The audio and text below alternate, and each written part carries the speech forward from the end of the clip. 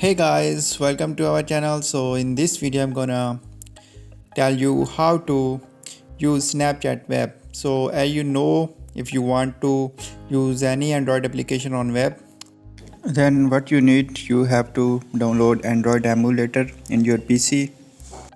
So simply you can type Android emulator here.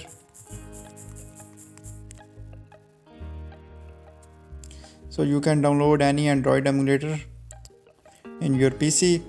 So when you install the Android emulator in your PC, you can easily install Snapchat web in your PC.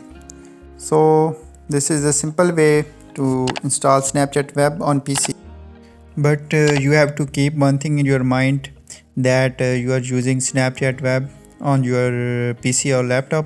So in this way you cannot get better result. Yeah, you can get on your cell phone.